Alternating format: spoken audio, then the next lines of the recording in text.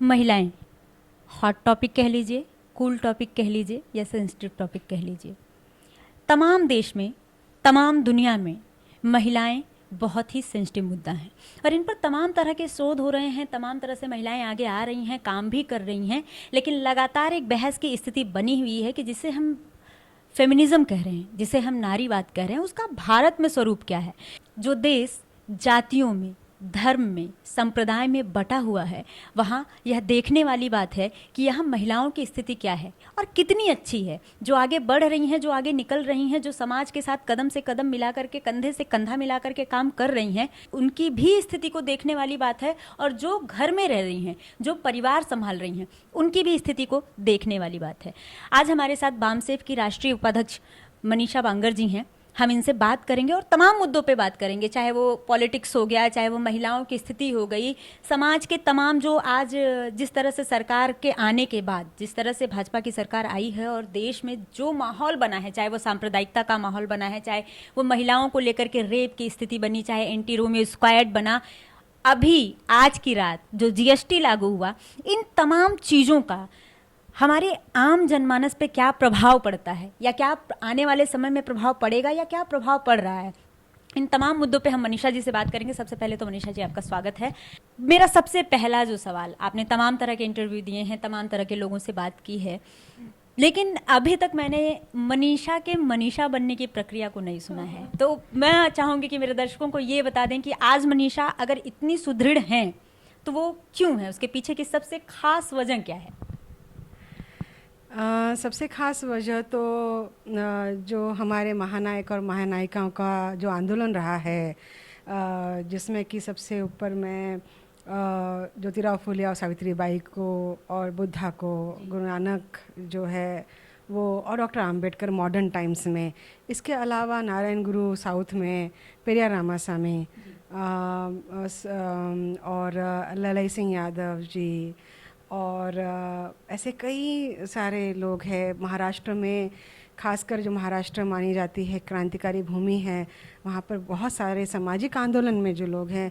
उनको मैं पहले उनकी वजह से यह हो पाया, ऐसा मैं कहना चाहूँगी, क्योंकि उन्होंने वह चीज़ उपलब्ध कराई अपने संघर्ष की वजह से, जिस वजह से हम अगली जनरेशन के लोग कर पाए। दूसरा तो खासकर जो हमें वातावरण मिला,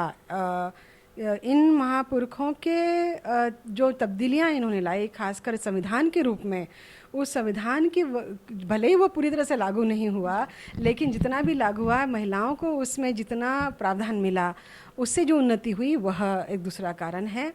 जो लिटरेचर बाबा साहब छोड़ के गए हैं, उनके जाने के बाद बावजूद हम लोगों को पढ़ने को मिलता है, वरना तो अभी तक कितना तरोड़ मरोड़ करके ब्राह्मणवादी लोगों ने कर दिया होता था। तो वो साहित्य बहुत ज़्यादा उसने मजबूती दिलाई। चौथी बात ये रही है कि शुरुआत से ही मेरे परिवार का माहौल और जहाँ पर हम लोग रहते हैं वहाँ का माहौल, नागपुर का माहौल जहाँ पर मैं पली बड़ी हूँ, और उसके बाद में भी दिल्ली, बम्बई और अन्य कई प्रदेशों में भी घूमी हूँ। रहन सहन होते वक्त में भी, पढ़ाई के लिए भी, चंडीगढ़ में जब मैंने मेरा सुपर स्पेशलाइजेशन किया, तो जो ये वैज्ञानिक तरीके की सोच और परिवार में फुले शाहू आम्बेडकरी आंदोलन की एक थोड़ी समझ, और वही पूरा अपने आप को आंदोलित करके रखना, और जो हमारे फैमिली मेम्बर्स थे उसमें भी दोनों तरफ से, मेरे ग्रैंड पेरेंट के तरफ से, मम्मी के तरफ से और पिताजी के तरफ के ग्रैंड पेरेंट के तरफ से, वो लोग बहुत बड़ी मात्रा में सामाजिक आंदोलन में इन्वॉल्व थे, जुड़े हुए थे। और मेरे जो रियल मामी है, रियल मैटरनल आंट जो है, सुलोचना ताई डोंगरे, वह खुद उन्होंने बाबा साहब के साथ काम किया है। और इसके साथ ही वह जो हमारा सबसे पहला मतलब महाराष्ट्र के इतिहास में ही नहीं तो भारत के इतिहास में जो सबसे पहला बड़ा महिलाओं का जमघट जो एक जमा हुआ था 1942 की कॉन्फ्रेंस जो थी बाबा साहब ने जो ली थी, उसमें का सुलोचना ताई डोंगरे ने उसके अध्यक्षता पद की थी। हाँ, तो ये सारा रहा है। और व्यक्तिगत स्तर पर इन लोगों का मेरा जो आत्मविश्वास जो बना, वह जो स्ट्रक्चर्ड हमको पढ़ाई गई है सिलेबस में, पहले से लेके 10वीं तक और बाद में भी बहुत सारा साहित्य मेरे सामने आता रहा। तो मैंने काफ़ी पूरे दुनिया भर का है और इंडिया का खासकर क्रांतिकारी साहित्य पढ़ा, बाबा साहब की किताबें, फुले साहब की किताबें। तो ये साहित्य ने बहुत ज़्यादा उसमें भर डाली। दूसरी बात यह है, जो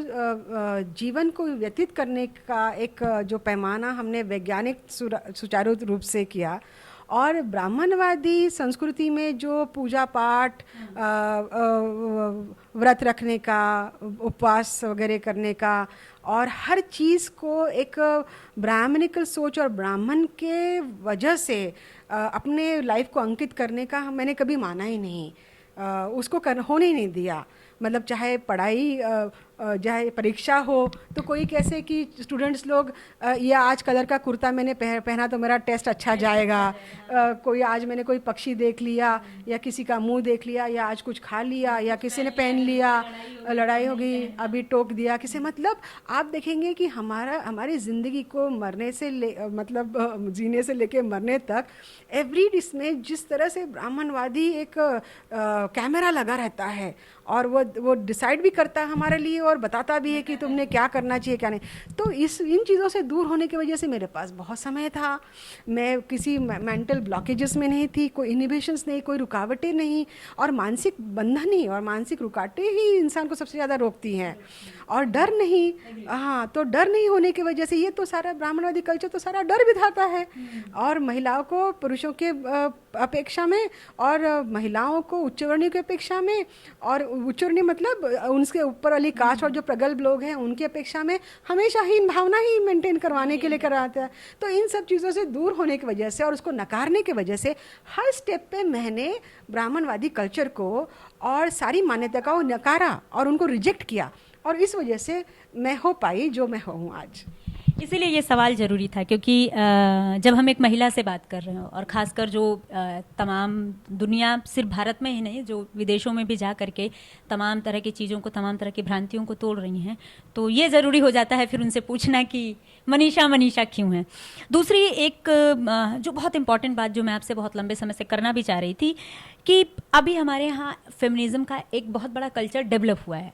है ना, हम इसे कल्चर ही कहेंगे, एक शौक और ये तमाम चीज़ें। मैं इसको बहुत जिम्मेदारी से इसलिए कह रही हूँ क्योंकि सोशल मीडिया से लेकर के तमाम जगहों पर फेमिनिज्म का जो एक रूप प्रस्तुत किया जा रहा है वो एक्चुअल रूप नहीं है, ये आप भी जानते हैं, मैं भी जानती हूँ। इसमें भी एक बारीक जो विश्लेषण है वो ये है कि मुझे ये जानना है कि जो देश खासकर जाति में बटा है और जात के नाम पे जहाँ इतनी सारी चीज़ें हो रही हैं, पॉलिटिक्स तक, राजनीति तक जिस देश का अछूता नहीं है, वहाँ क्या आपको लगता है कि ये जो नारीवाद है, जो ये फेमिनिज्म है, क्या ये सभी महिलाओं के लिए, चाहे वो सवर्ण हों, चाहे वो निचली जाति की महिलाएं, क्या सबके लिए समान है? चाहे वो आर्थिक रूप से देख लीजिए, चाहे आज़ादी के हिसाब से देख लीजिए, चाहे बातों के हिसाब से, नरेटिव भी जो फैलाए जा रहे हैं, क्या वो सबके लिए एक समान लागू हो सकता है? क्योंकि अभी इस बात पे बहुत बड़ी बहस चल रही है। लोग कहते हैं कि सभी औरतों का दुख एक है, सभी औरतें दलित हैं। मुझे पर्सनली ऐसा लगता है कि ऐसा नहीं है। तो क्या आपको क्या लगता है? देखो, आपने जो सवाल पूछा श्वेता, ये बहुत अहम ही नहीं तो बहुत बड़ा है। मतलब इसके ऊपर चर्चाएं कई घंटों तक चल सकती है, इतना व्यापक विषय है ये, और गहन चर्चा का विषय है। और इसके ऊपर इन मामलों के, और ये जो लेयर्स है, इसके कई लेयर्स है। इसके ऊपर बहुत सारे इश्यूज़ के ऊपर अभी तक स्टडी या एक ओपिनियन नहीं बना हुआ है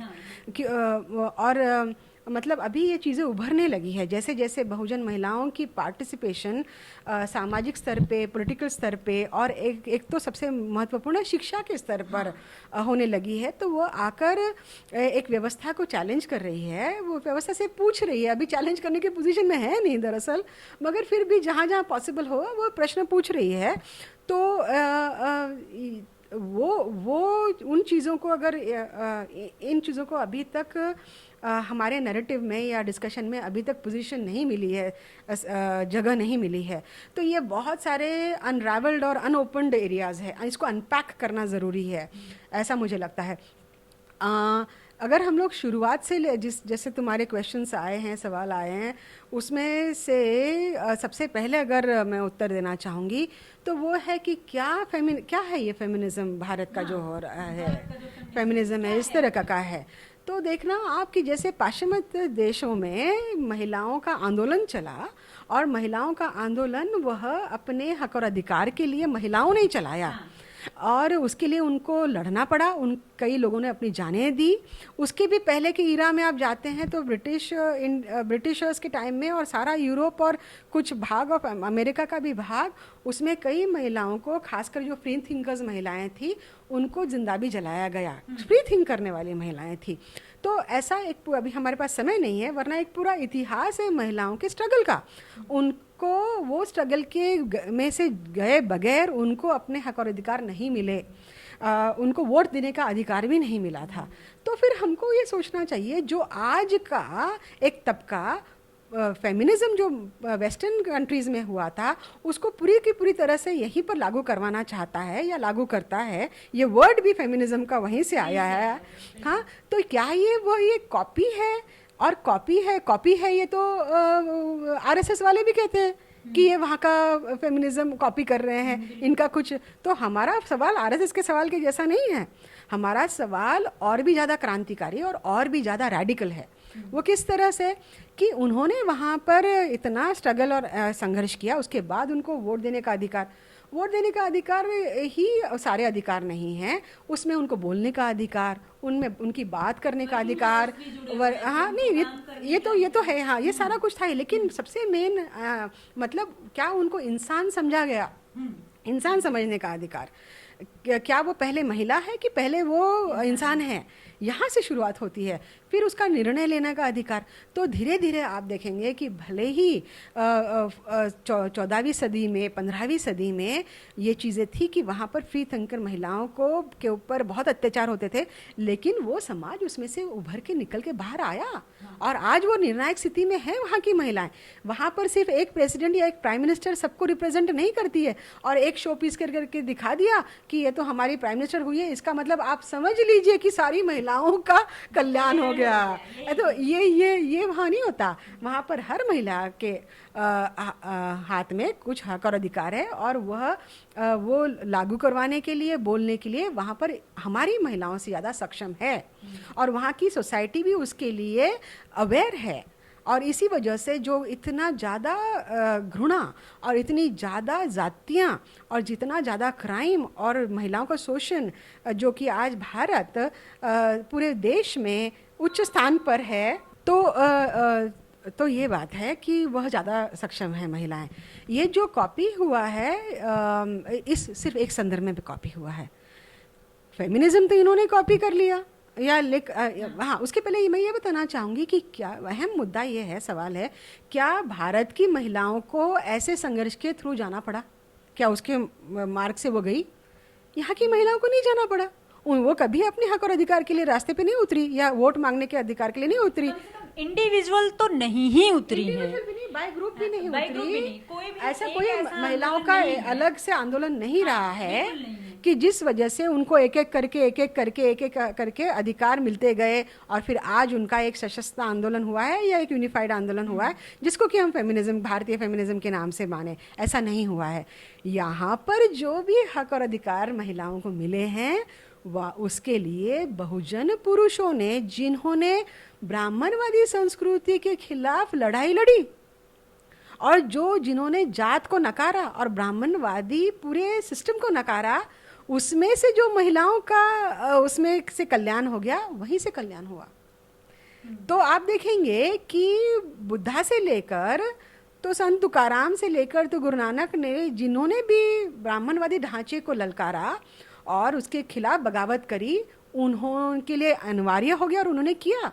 कबीर भी देख लीजिए, सभी ने, इन्होंने महिलाओं की पोजीशन के बारे में, महिलाओं की सार्थकता के बारे में, महिलाओं की कैपेबिलिटी के बारे में, महिलाओं और महिला पुरुषों के बराबर कैसी है, यह अगर ब्राह्मणवाद 4 स्तंभों पे खड़ा है, जिसमें कि महिला का शोषण सबसे बड़ा स्तंभ रहा है, तो वह स्तंभ को तोड़ने के लिए इन सभी महापुरुषों ने अपने समय में काम किया। उसमें से महिला जागृत हुई, उसमें से महिला सामने आई। मॉडर्न टाइम्स में वही काम ज्योतिराव फुले ने किया, वही राम पेरियार ने काम पेरियार साहब ने किया, वही काम मॉडर्न टाइम्स में आधुनिक ईरा में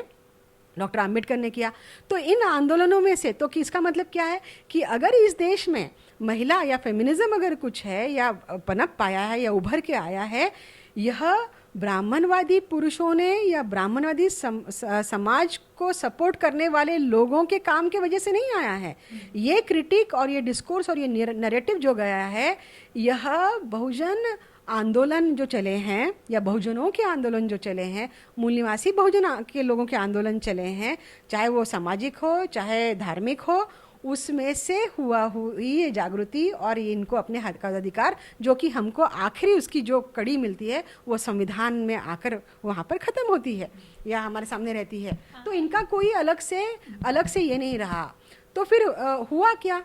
कॉन्स्टिट्यूशन लागू होने के बाद में या हयात में आने के बाद में जो फ़ायदा या जिससे अभी ये इन्होंने तो ये नहीं कहा कि इसमें से सिर्फ बहुजन महिलाओं का ही कल्याण होना चाहिए, सभी महिलाओं का, महिला इज़ महिला। तो उसमें से जब हुआ तो ये जायज़ था और ये ऑटोमेटिकली ऐसा हुआ कि सवर्ण वर्ण जो है और ब्राह्मण वर्ण वो हर एक इसमें उसके नहीं सुपीरियर है नहीं, कैपिटल उनके पास एजुकेशनल कैपिटल, हाँ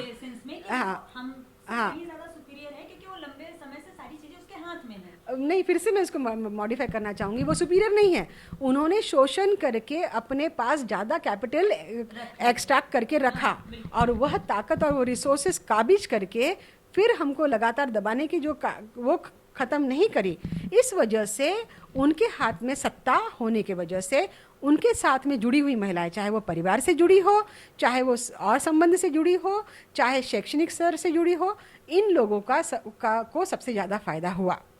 संविधान के और ये सारे मूवमेंट के वजह से। इन्होंने फिर उस चीज़ को जब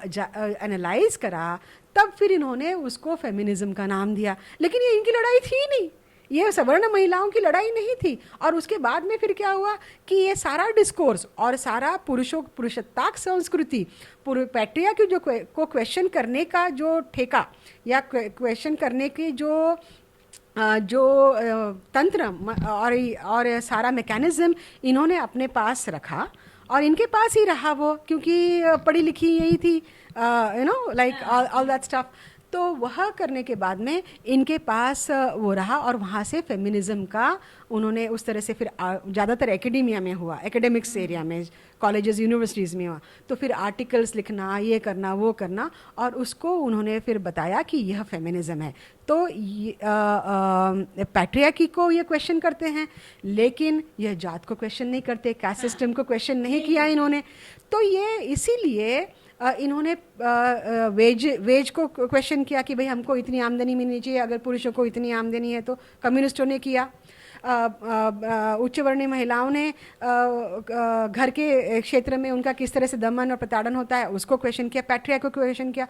लेकिन इन दिनों को करते करते जो उनके दमन की सबसे महत्वपूर्ण वजह है वो है ब्राह्मणवादी व्यवस्था और कास्ट सिस्टम और जातिवाद, इसको उन्होंने क्वेश्चन नहीं किया। तो मैं शुरू से कहती आ रही हूँ यह कोई रियल फेमिनिज्म नहीं था, ये फेक फेमिनिज्म है। और इसी तरह से हुआ।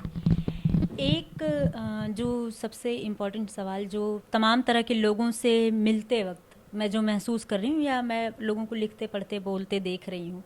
कई बार मुझे ये एहसास होता है कि जिस आज़ादी की बात आज के फेमिनिज्म में की जा रही है, जिस आज़ादी को लेकर के क्वेश्चनिंग की जा रही है, आप बहुजन समाज में अगर उसे देखें तो वो आज़ादी महिलाओं को थी, बाहर निकलने की आज़ादी थी। आज किस चीज़ के लिए? पहनने के लिए मांग हो रही है कि हमें हमारे मन का पहनने दिया जाए, बाहर निकल के काम करने के लिए दिया जाए, आप पुरुष के साथ बैठ करके इक्वलिटी से बात करने का की आज़ादी दी जाए। आप आज से 10 साल पहले देखिए, 20 साल पहले देखिए, जो कामगार थे, जो दलित तबका था, जो बहुजन तबका था, वहाँ महिलाएं घर के सभी चीज़ों में, यहाँ तक कि आर्थिक मामलों में भी बराबर की हिस्सेदार थीं और आज भी हैं। आपको बहुत जगहों पे ये जो एक नया तबका तैयार हो रहा है जो ब्राह्मणिज्म को फॉलो कर रहा है, मैं उसकी बात नहीं कर रही, लेकिन उसके पहले का एक तबका आप देखेंगी तो वहाँ बराबर आज़ादी थी, लिटरेसी नहीं थी। लिटरेसी ठीक है, मैं मानती हूँ कि पुरुषों में भी लिटरेसी कितनी थी, तो महिलाओं की तो हम खैर क्या बात ही करें। इन सारी चीज़ों को अगर हम मिला करके देखें तो मेरा जो एक सवाल जो मेरे जहन से निकलता है, क्या आपको लगता है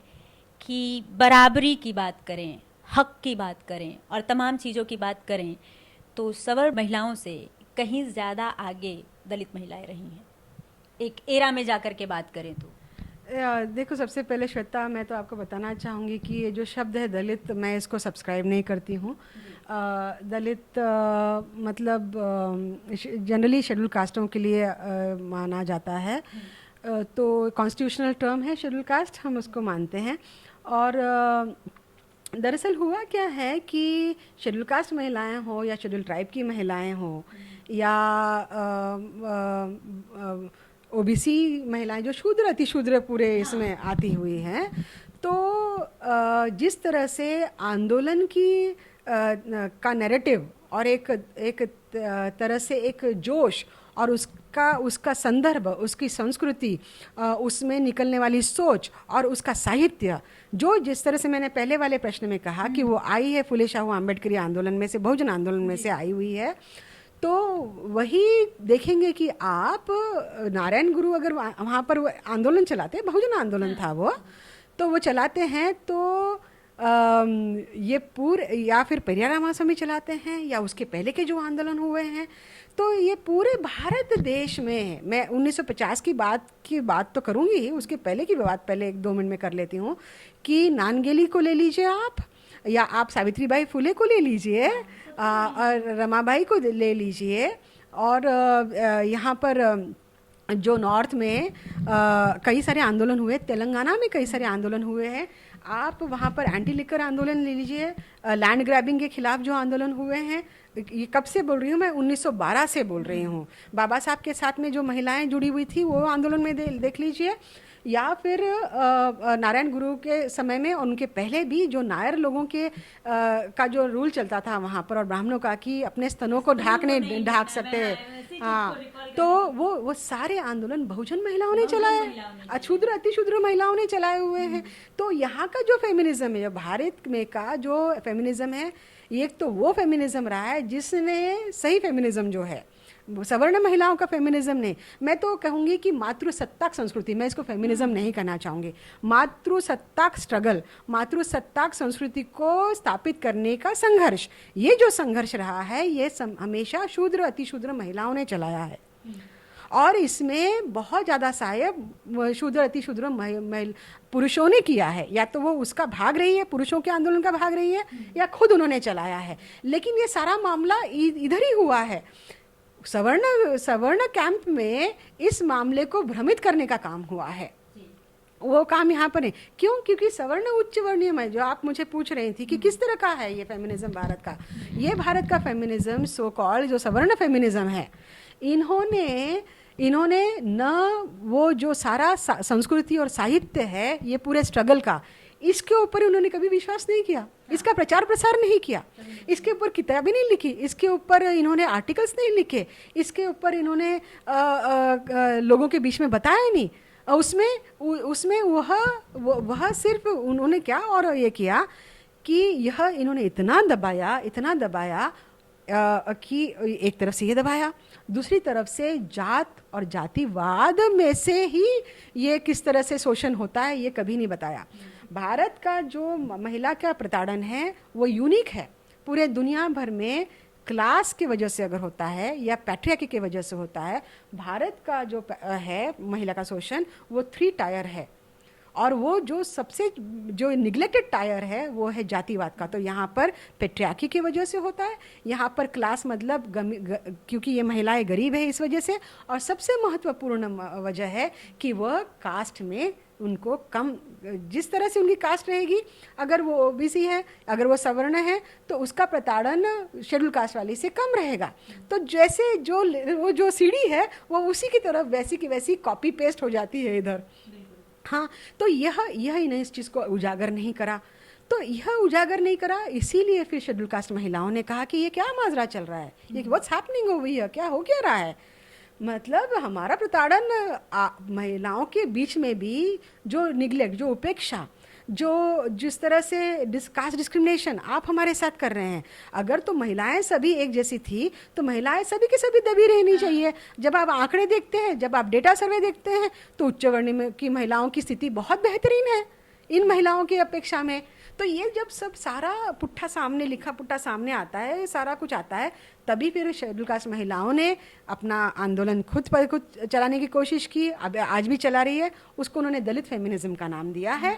वो दलित साहित्य, दलित लिटरेचर, इसमें उन्होंने उसको बांध के उनका चैलेंज और उनका क्वेश्चनिंग हमेशा रहा है। हम उसका दायरा बढ़ाना चाहते हैं। हम जब अति शूद्र महिलाओं को भी इसमें समावेश कर लेंगे तो वो एक बहुजन फेमिनिज्म होगा, परिकल्पना होगी वो, और वह हमारे एंटी कास्ट स्ट्रगल का बहुत बड़ा हिस्सा है। और फेमिनिज्म भारत का एंटी कास्ट स्ट्रगल के अलावा हो नहीं सकता। और जातिवाद और ब्राह्मणवाद को चैलेंज किए बगैर यहाँ पर कोई फेमिनिज्म एस्टैब्लिश नहीं हो सकता।